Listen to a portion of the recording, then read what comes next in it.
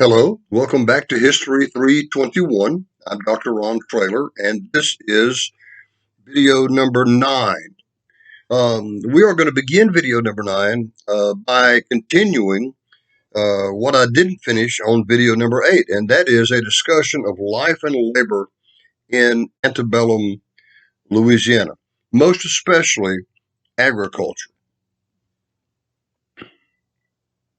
I think the last thing we talked about was the fact that unlike what many of my history students take as the gospel, most Louisiana whites did not own slaves, and those that did only owned a few. Now, do not go home and tell your mama and daddy that Dr. Traylor said it was slavery was just fine because most people only owned one or two slaves. That is not my point.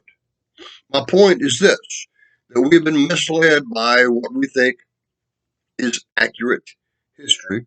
And one of my jobs as a historian and as your teacher is to give you the truth.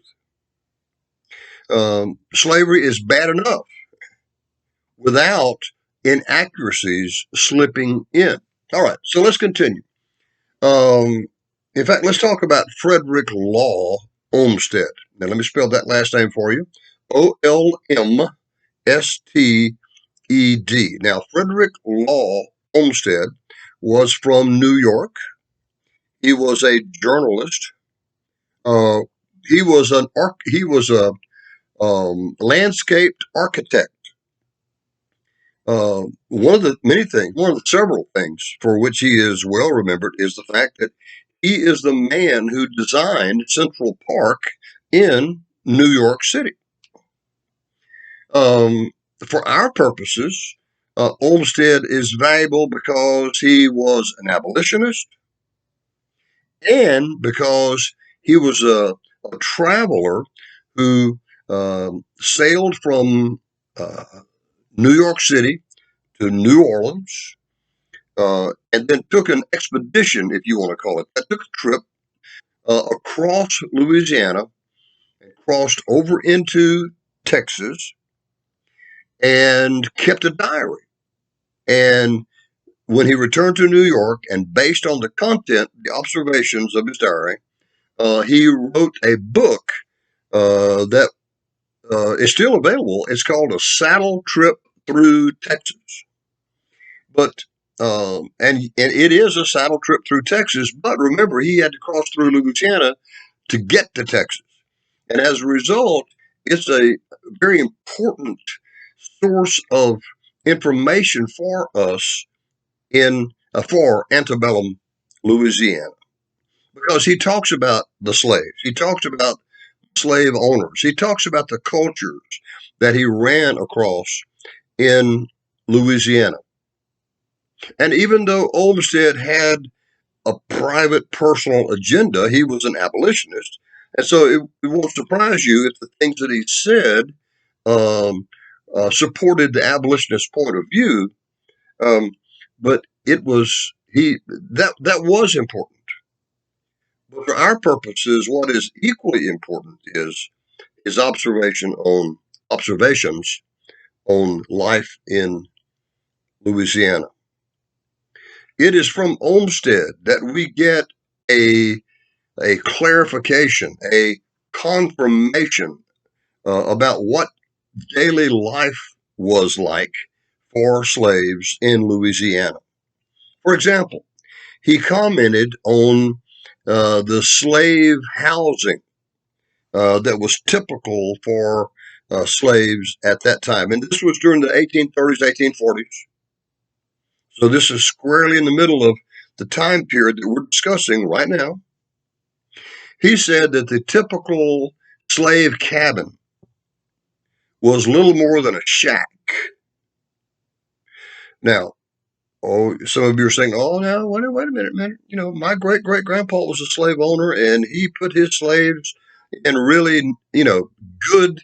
And I'm not doubting that because there were some masters who did provide decent housing for their slaves.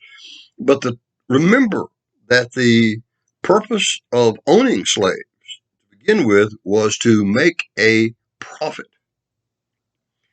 And you can nibble a slave master if he builds too fancy a slave cabin and literally nibble away at his profits. And so many slave masters provided minimal accommodations, housing for their slaves. Normally, the cabin had one room. Like as often as not, it had a dirt floor. Sometimes they were made of logs. Sometimes they were made from sawn wood boards. But in either case, there were cracks in the walls between the logs or between the boards. As some of the old timers used to say, those cracks were so wide you could throw a cat through them. Now, and what that means, if you're a slave living in a slave cabin, whatever the temperature outside in the summertime, for example, that's what it's going to be in the inside too. In the wintertime, whatever the temperature is outside, it's going to be the same thing inside the slave cabin as well, because it's very rudimentary housing.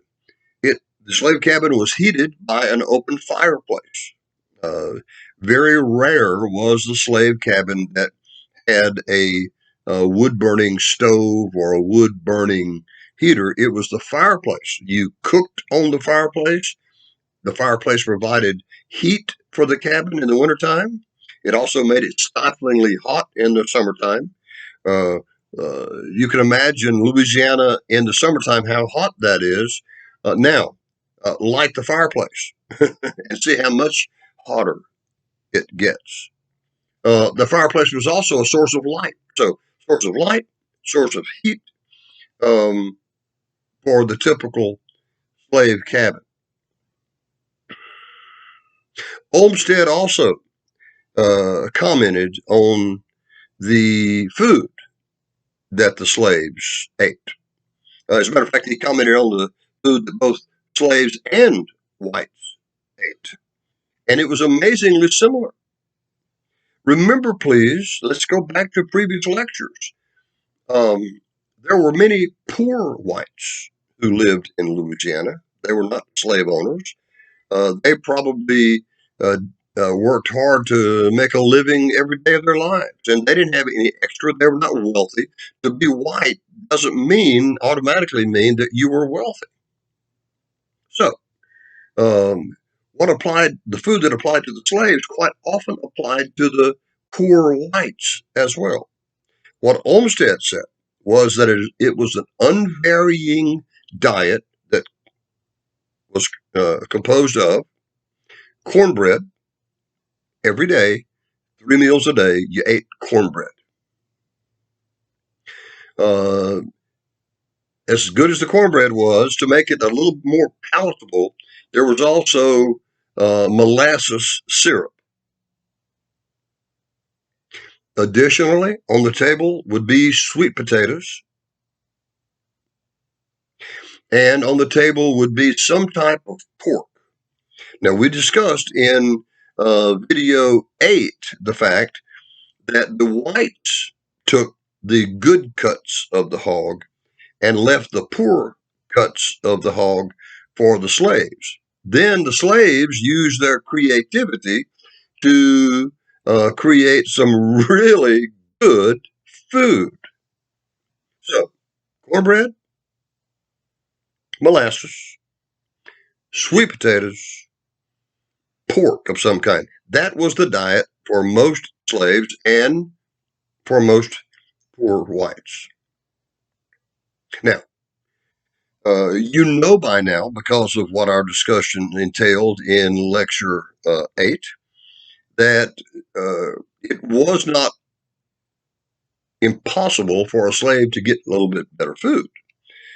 We talked about how the slaves quite often turned the tables on masters and encouraged the masters to create holidays where there were none, right? Now, I submit to you that an unvarying, Look, I love cornbread and I love sweet potatoes and I love pork. But an unvarying, unchanging diet of cornbread and molasses and sweet potatoes. By the way, it's not yams. It's in the in the South. It's sweet potatoes and pork. That diet is deficient of a lot of minerals and vitamins and things like that. And if that's all you ever eat, you're going to get sick. So, um, slaves supplemented that diet by hunting and fishing. Slaves normally had uh, Sunday off. Uh, most slaves had half a day Saturday off. Some slaves had the entire Saturday off. It varied between masters. Some masters were kinder to their slaves than others, and they gave them all of Saturday off and all of Sunday off. Now, once again, don't go home to your mommy and daddy and say that Dr. Traylor said that the masters were kind to their slaves. I'm not saying that. What I'm saying is that if a master gave a slave all of Saturday off, there was a reason for it, and it wasn't because he felt sorry for the slave. It was because he knew the slave needed to gain his strength so that he could put him out in the field Monday morning and work him half to death.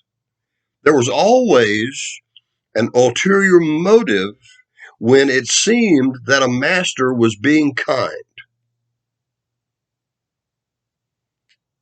So, the slaves, in their off time, whenever that was, were out in the woods if they chose to, and they couldn't use firearms. In a lot of states, it was illegal to let a slave handle a firearm. Why? Because he could just as easily turn it on his master and kill his master. But nevertheless, there were ways that slaves could hunt. They could trap small game, rabbits, right? Possums, uh, coons. They could use slingshots to kill small game, squirrels, and things like that. They could also fish. Many of the slaves were master fishermen. And if they caught it, they ate it. There was nothing. There was no such thing as throwing a fish back.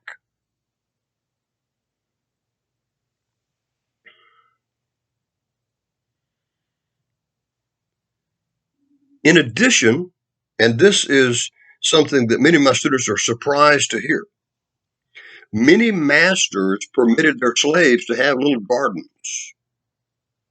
Now, some of you still are convinced that the masters did things for their slaves out of kindness. I don't necessarily think so. Why would a master, think about this carefully, why would a master permit a slave to own, to have a little garden spot?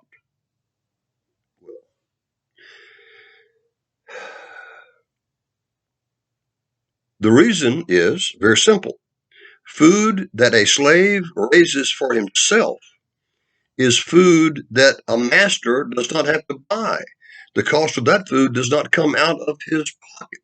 Remember, please, slavery was always about the money.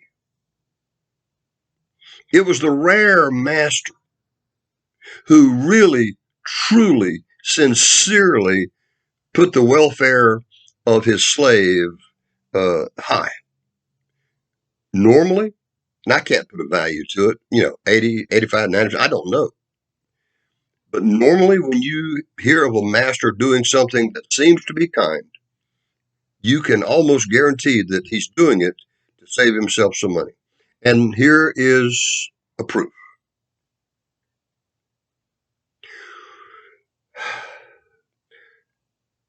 Slaves worked from, let's assume that they work on Monday, Tuesday, Wednesday, Thursday, and Friday, and they have Saturday and Sunday off. And we know that that's not necessarily the case. We know that it's almost always true that they have Sunday off, but it's not always true that they have all of Saturday. They might have all of Saturday, and they might have half a day Saturday. But they work on the days they worked from what the slave said, from can see to can't see. They worked literally from daylight to dark.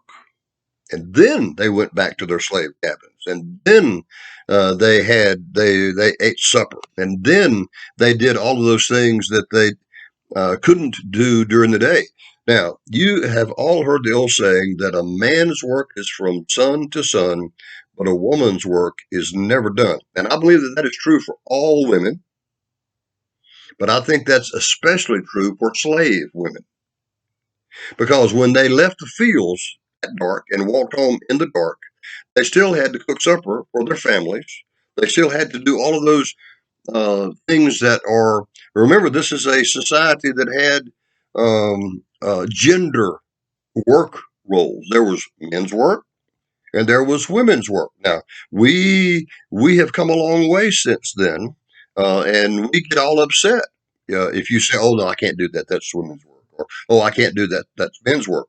But back then, it was accepted that there were gender roles, and of course, as a result of these gender roles, the women, when they got home, they were not in the fields laboring, but they certainly were still working, even though they're working for their family.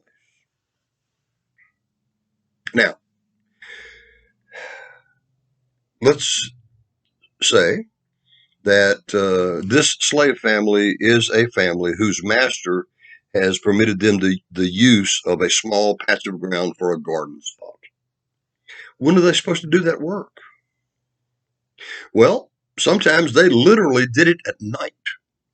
Accounts exist of the men out in their little garden spot with a shovel and a hoe, uh, uh, breaking the ground up, making it into rows, and preparing it to accept the seed of whatever it is that they want to grow. If they don't do it at night, perhaps or if they can't finish the job at night, then perhaps they have Saturday or a part of Saturday and Sunday to do it. When they plant the seed, when the seed sprouts and begins to grow, they, on their own time, they're out there weeding and making sure that the weeds don't choke out the plants. And then when it's time to harvest, they are out there at night, or they're out there on the weekends harvesting. Now, if you'll notice, the common theme through that entire little short story was that the master did not donate any of his time. They did all that on their own time. But the slaves also understood that the things that they were growing in their garden were the things that the master was not going to provide for them. Let's go through the litany again. Cornbread, molasses, sweet potatoes, pork of some kind. So if they wanted fresh vegetables, they were going to have to provide it for themselves. And so the slaves were growing things, the common things: corn, beans, peas, lettuce and cabbage, and okra here in Louisiana. I just picked some of my okra this morning. We're going to have okra for dinner tonight. Fresh fried okra. Just doesn't get much better than that, but that won't be on the exam. So here's my point. Without that garden, and without hunting small game and fishing, slave diet would have been not only boring, but it would have been unhealthy. And so you can make a strong argument that if the slave was healthy, it was because he himself was providing for himself the food that would keep him healthy. The food the master supplied would keep him alive, but the food that he himself provided would keep him rather healthy. All right. And we get a pretty full accounting of that from Olmsted. So anyone, of course, I would encourage anyone, all of you, to read Olmsted. But no matter what your interest, no matter what your major is. But if you are a history major, or if you are a social studies ed major, I believe that Olmsted should be on your personal bookshelf because you're probably going to be teaching this stuff, right, at some point in the future. And so make sure that you're prepared to teach about what the typical slave went through in order to survive.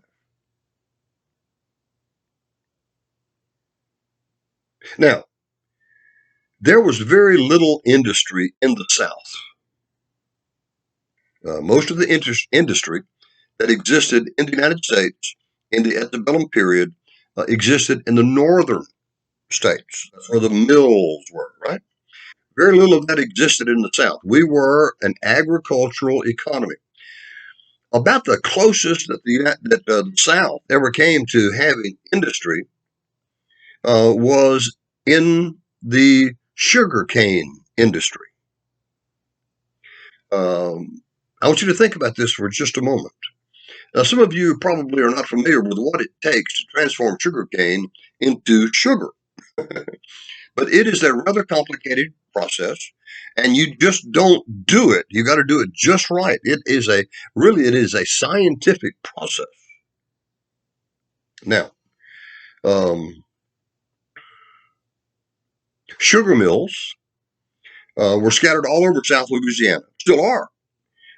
They're not nearly as many as there used to be because back in the day, almost every plantation had its own sugar mill, or maybe neighbors would share one sugar mill.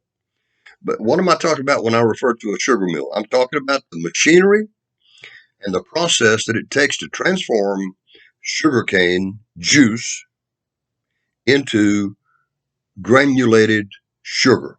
That's what we're talking about here. A sugar mill, the sugar crop required a lot of machinery that cotton didn't require, tobacco didn't require, indigo didn't require, right?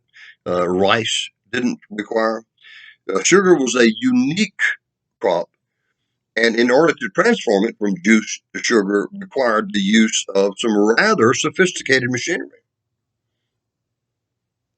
As the result, it was very expensive to become a sugar plantation owner because you had to have land, and not just land. You needed quite a bit of land. I mean, you can't look.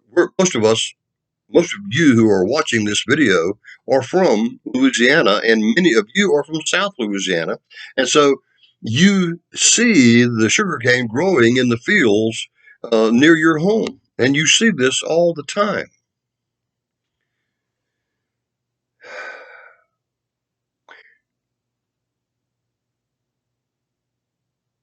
Today's modern sugar production requires these huge, humongous sugar mills. When you cross the bridge down where the Vacherie Ferry used to be, it's now near the little town of not Convent. What's that little town? Paulina. Paulina. There's a huge sugar mill down there. And sugar farmers from all over the parish bring their cane, I'm sorry, to that sugar mill. Not so then. You either had your own or you shared one with the neighbor. You shared the investment. Machinery is expensive. So you needed land, and you needed a sizable amount of land. You can't grow a lot of cane on 40 or 80 or even a couple of hundred acres. You need more than that to make it profitable. So it's you need a lot of land. You need a lot of labor. You need a lot of workers. And as a result, the slaves of the sugar plantation, I'm sorry, let me say it this way. The sugar plantations of that time probably had more slaves than any other crop that was commonly raised. So your land, you need a lot of land, you need a lot of labor, you need a lot of cash to buy land, to buy your labor, and to buy the machinery that it takes to process that sugar cane juice. And that is why I say that the sugar mill in the South and in Louisiana, because Louisiana is where most of the sugar, it was raised in other places, but it's in Louisiana where most of it was raised. The sugar mill was the closest that the South got generally to a factory during the antebellum period. Now, here's a little fact that will surprise many of you. We've talked about uh, specifically about sugar. We've talked about cotton, rice, indigo, all that stuff. But there is a crop that I have not really mentioned, which is the most common crop, not just in Louisiana, but across the South. And that crop was corn. Now, we don't normally talk about corn because it generally was not a cash crop. It was not a crop that was raised for the purpose of selling it and earning a profit. But that doesn't change the fact that more acres of land, and this is true in Louisiana, more acres of Louisiana land were devoted to the cultivation of corn than to any other crop. Let me say it again. Any other crop. Why? Well, you think about it, it becomes rather obvious. Corn can be used as food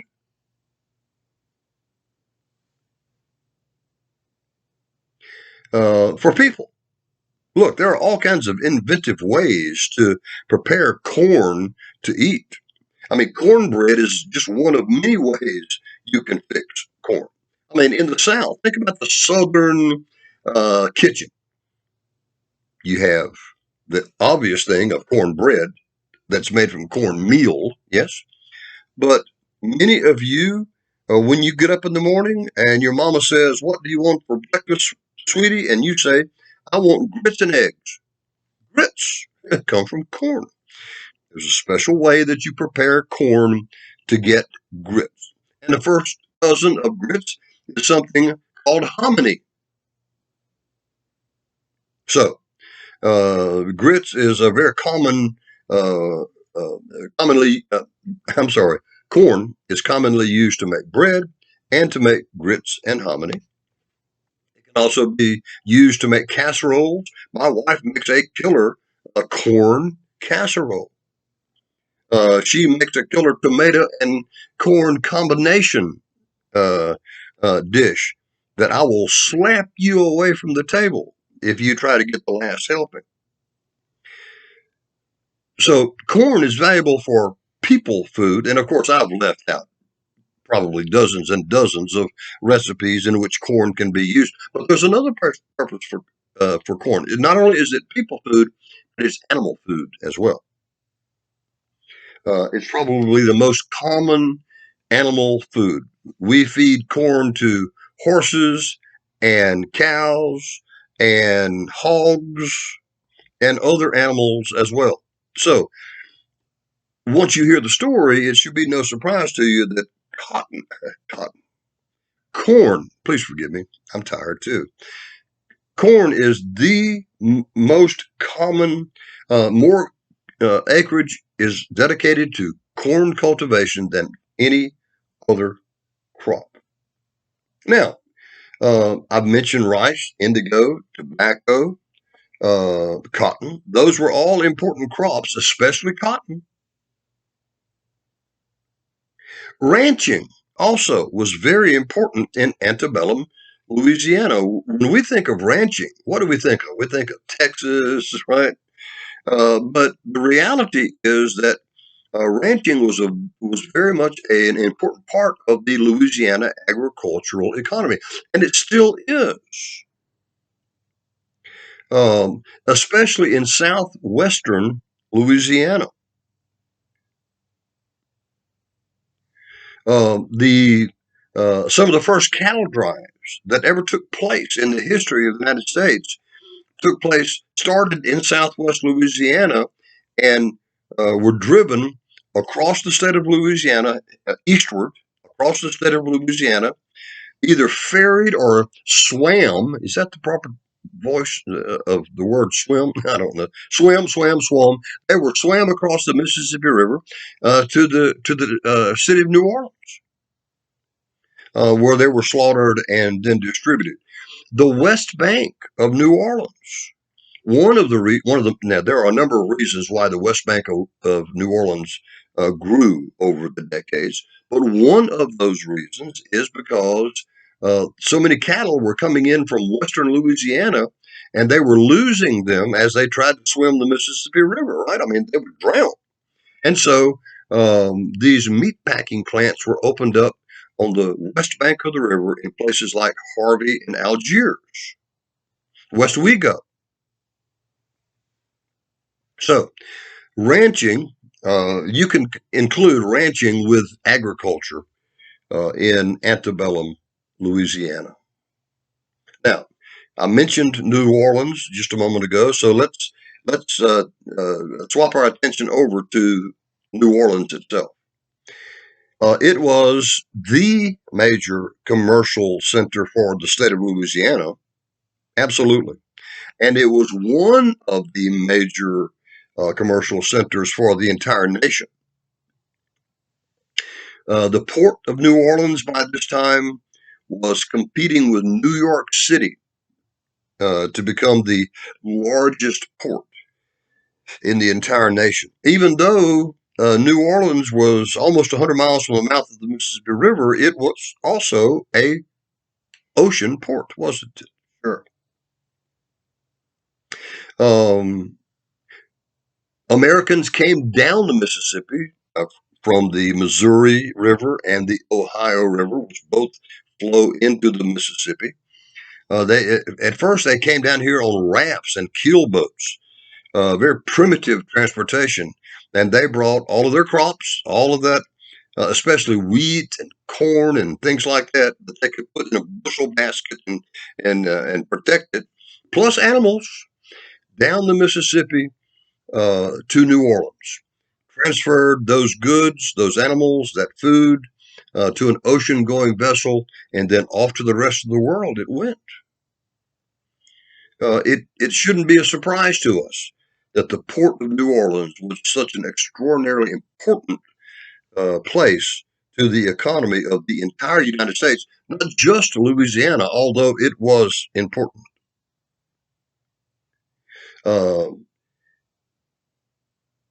Before long, men figured out how to put an engine on a boat, and the steamboat was the result. But it didn't matter how it got down here. It got down here on the Mississippi River to New Orleans. And as a result, the docks in New Orleans they started employing literally thousands of workers because there were no fork trucks back then, right? There were no powered vehicles to move all this stuff around. It had to be done with muscle power. And the result is that the docks of New Orleans employed thousands of men. They were called stevedores. Let me see if I can remember how to spell that one. Stevedores. Stevedores.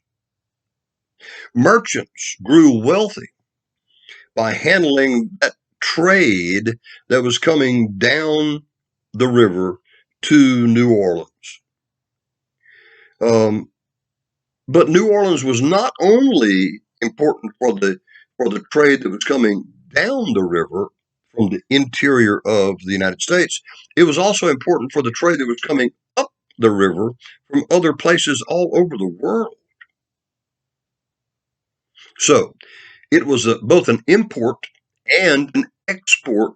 It was important.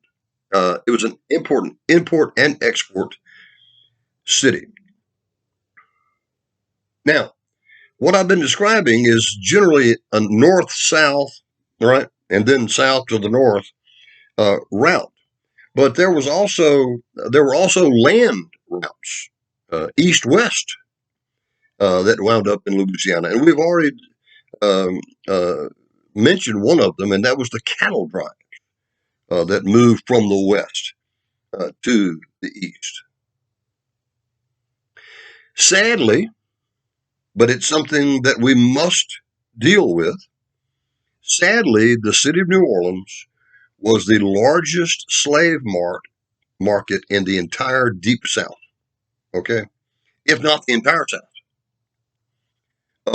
Slave traders conducted their business in New Orleans on a daily basis. No one will ever know how many slaves were bought and sold through the slave pens, because that's exactly what they were. They were literally pinned up like animals.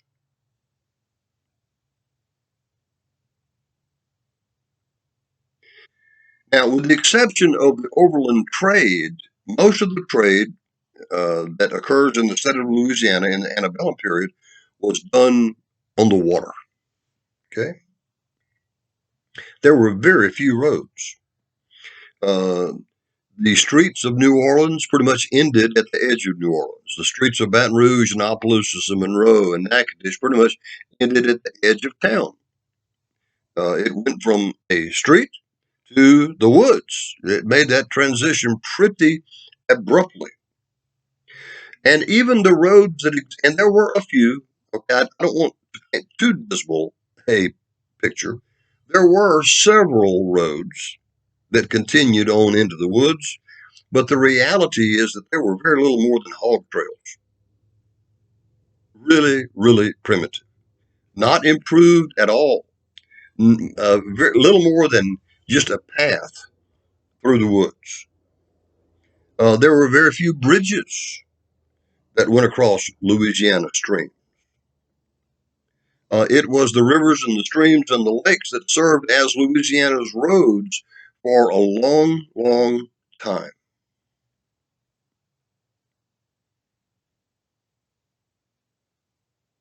Now, what were the navigable streams and rivers of Louisiana? Of course, I'm sure I'll miss some. But near New Orleans, there was Lake Pontchartrain, Lake Marpole, Lake Borgne, and the Mississippi River. Those were all the superhighways of that day. In the Florida parishes where we live right now, um, starting on the west side of the parish, there's the Amite. Starting on the west side of the Florida parishes, there was the Amite River, which today serves as the boundary between East Baton Rouge and Livingston Parish and Denham Springs. That's the Amite. The Tangipahoa, by the way, Amite means friendly. There's the Tangipahoa River, which runs through the present day little town of Robert over in far eastern Tangipahoa Parish.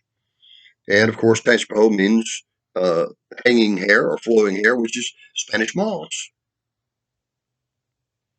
Pearl, the Pearl River, serves as the boundary line between Mississippi and Louisiana on the Gulf Coast. And we can't leave out what I think is one of the prettiest rivers anywhere, and that's the Tchefuncte. There in St. Tammany Parish, and of course there are others, but those are pretty much the main ones. In South and West Louisiana, you run into the Bayou system, Bayou Lafourche, which means the forks, right? Bayou Lafourche, Bayou Teche, Bayou Vermilion, which is Red River. um, Now, at that time, the Atchafalaya was not that important. And the reason is, okay, let me go into this long, drawn out explanation. The Mississippi River is notorious for changing its course. Not so much anymore because we have pretty much controlled the Mississippi River with a levee system. But back in the days before the levee system was created, the Mississippi River would change its course, especially in the springtime. When the level of the water came up, if there was uh, the river would literally change course. If you look at a map of the Mississippi River, even today, you'll notice that there are all these curves in the river, all these bends. Um, why is why is the nickname of New Orleans the Crescent City? Because the Mississippi River, right there at New Orleans, um, makes this huge C-shaped curve, like a crescent moon. Now, today, we have pretty much controlled the Mississippi River. The Atchafalaya River back in antebellum times was not much of a river. It was sort of a ditch through which a little water flowed. And it was not navigable. It certainly is today, isn't it? But that is the work of the United States Army Corps of Engineers that put water into the Atchafalaya ditch, if you want to, if you will, and made a real river out of it. But it didn't really exist at that time. Not nearly enough water to make it a navigable stream. Now, steamboats appear on the Mississippi River in the year 1812. By 1830, only 18 years later, steamboats are not only on the Mississippi River, but they are on the Red River as well. As a matter of fact, as far north as Alexandria, steamboats are running up down the Red River like crazy. Now, why did the steamboats stop in Alexandria? Well, there's a real reason. Because the Red River runs all the way up into Texas, doesn't it? Why don't the steamboats go past Alexandria? There is a huge tangle of logs between Alexandria and Shreveport on the Red River. Actually, I think it's a little bit north of Shreveport. But nevertheless, there's this huge tangle of logs that's been there for a bajillion years, right? Every time the spring floods come up, trees are uprooted and they float downstream, and they'll catch on a snag or they'll catch on another log, and over a period of time, they had created this tangle of tree trunks, and it made the Red River impassable north of Alexandria. Now, do you know why Shreveport is called Shreveport? Well, some of you do. If you're from up there, especially, you know. A United States Army engineer by the name of Shreve, Henry Shreve, Shreve, was given the responsibility of clearing that tangle of logs. By the way, it was referred to as the Great Raft. The Great Raft. Shreve went up there. He examined the Great Raft, and using black powder as an explosive, because gunpowder didn't exist yet. That would not be invented until the latter part of the 19th century. But using black powder, Shreve blew up the Great Raft. And it took him a couple of tries to do it. And even after he had successfully blown it up, it reappeared in a few years, and it had to be done all over again. But because of Captain Shreve, the settlement that was up there that was used by many of the workers who were with him to try to clear the Great Raft, they stayed.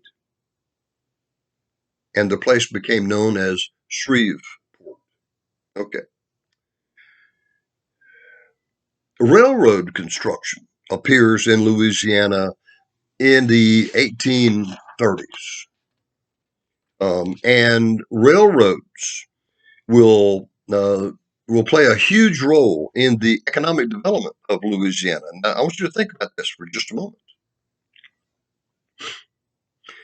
In a place that had few or no roads, and that was Louisiana, water transportation was the most convenient way to travel. It started by using these rafts and flatboats. They could only go down the river, but that was still a big improvement. Then the steamboat made its appearance, and one of the really neat things about a steamboat is it could go not only downstream, but it could go upstream against the current. It was no longer tied to the current of the river. You could go downstream, you could go back upstream. And so everyone thought that the riverboat, the steam-powered riverboat, was just the most wonderful thing that had ever happened. And certainly it couldn't get any better than this. Well, it did, because the railroad appears. Now, the first railroad, from what I gather, appeared in England. But that technology quickly spread to the rest of the world because everyone understood how what a railroad coming near your town might mean for your town. So railroad construction, of course, begins first in the United States up in the Northeast, but it quickly spread to the rest of the United States at that time. Remember that we still don't own the far West. The United States is not composed of California and Oregon and all those places. There are some states west of the Mississippi River by now, but we certainly don't go from the Atlantic Ocean to the Pacific Ocean yet. It will happen, but not yet. Now, people quickly realize that navigating on rivers and streams had some limitations. You could only go where the river went. And as a result, that's where most of the towns in America were located. They were located on a navigable stream or a lake or on the ocean, but it had something to do with water. I mean, think of the original major cities of our nation: Boston, New York, Philadelphia, Newport, Savannah, Charleston, New Orleans, Mobile, Pensacola. When you come up the Mississippi River, New Orleans, Baton Rouge, Natchez, Vicksburg, Memphis, St. Louis. I mean, the list goes on and on. But what do all of those cities have in common? They were located on the water. They were dependent upon the water for their commerce, for their economies. With a railroad, you can go wherever you want to. You're not dependent on the river. If you want to go from point A to point B, you can literally go from point A to point B, and you don't care if there's a river there or not. And so, the railroad construction begins starting in Louisiana about the 1830s. I mean, it had already started in other parts of the country, but it was rather new here in the 1830s. And it continues to grow. Now, let's stop talking about land and labor. Well, in a way, we are going to continue to talk about that, but let's just switch gears, if you want to put it in those terms. Let's switch gears and start talking about the free people of color in Louisiana. Now, we've devoted some time, not enough, we'll come back to it later. We've devoted some time to a discussion of African slavery in Louisiana. But let's talk now about free people of color. Africans, black Africans who were not slaves. Now, Louisiana, during the antebellum period, Louisiana had more free people of color than any other state of the Deep South. Why? That's a that's a question that we need to answer, and it's a question that I think is extraordinarily important.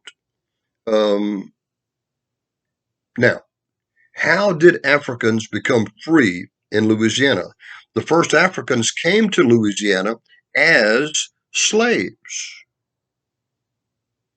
There was never a period in the very beginning when those Africans were free. They got here as slaves. Here's the question. Let me say it again. How did black African slaves become black free people? Well, under Spanish law, for example, slaves could purchase themselves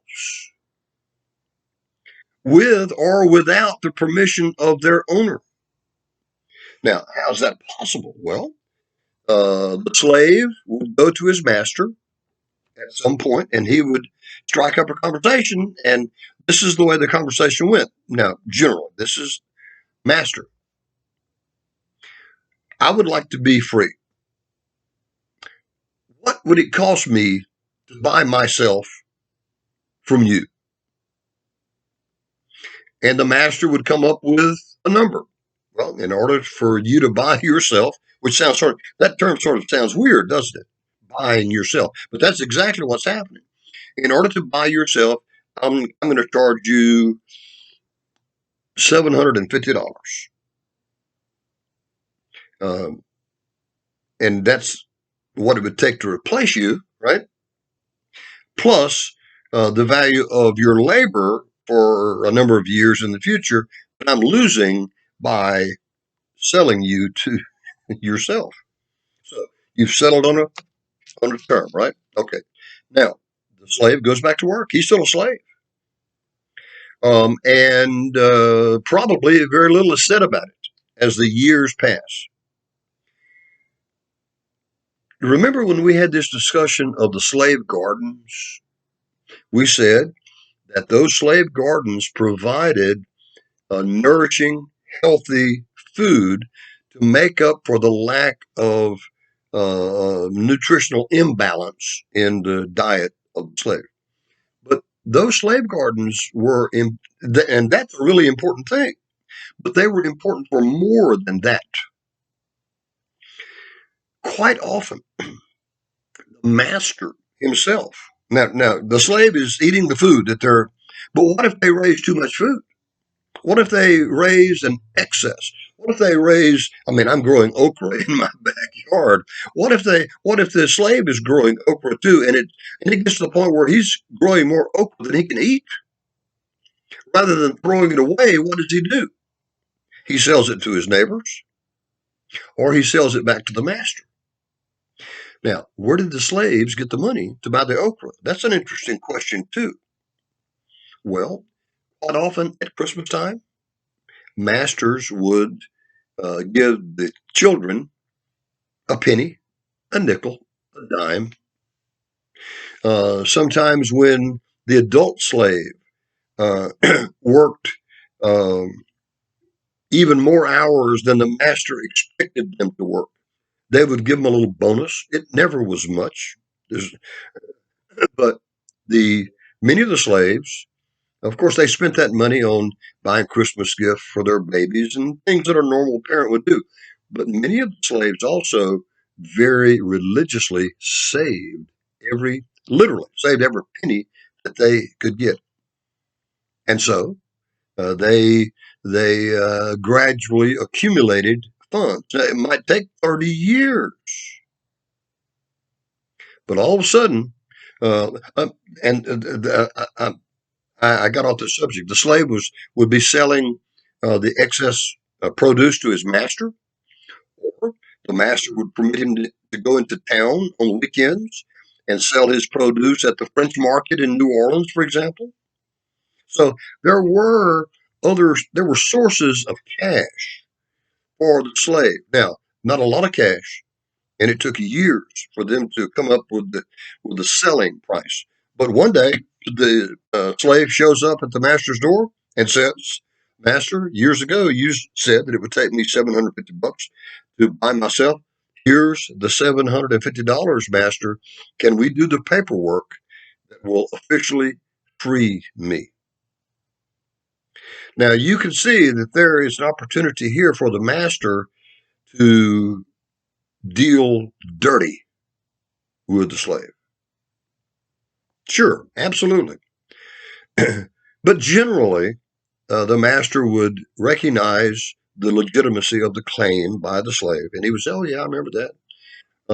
And money would exchange hands, and the master would write out a document transferring ownership of the slave from the master to ownership of the slave by the slave. And that had a special term. It was called manumission. Manumission. Manumission.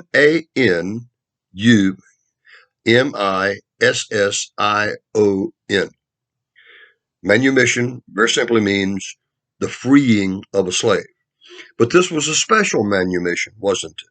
Because it was slave buying himself from the master. And so, what do you have? You've got a man who used to be a slave who's now free. He's still black. So we refer to them as free blacks. Or quite often you see it expressed as free people of color. Now, how else could a slave gain his freedom? Well, let's say that sometimes it was an expression of gratitude by the owner.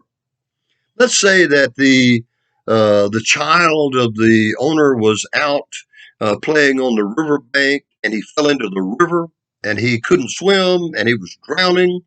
And the slave saw what was happening, and he dove into the water and saved the life of the master's child. That's a big deal, isn't it? One of the outcomes of that could be very simple. The master might appreciate the fact that the slave saved the life of his child and would manumit the slave. No money changing hands. Manumission doesn't have to involve cash. Right? Manumission is just a general term for the slave becoming free. Sometimes slaves would be manumitted, would be freed when their master died. He would write into his will that as long as he was alive, they would remain slaves. But the moment that he died, they would automatically become free. So you can see that there were any number of methods by which slaves could become free. Now, one other thing before we finish this lecture, because I'm almost to the hour point. Among slavery in the United States, the children of slaves took on the condition of their mother. So, if your mother was a slave, you were a slave. Now, why didn't they take on the condition of the father? The father was a slave too. No, not necessarily. There were a lot of slave children whose father was not a black man, but was a white man.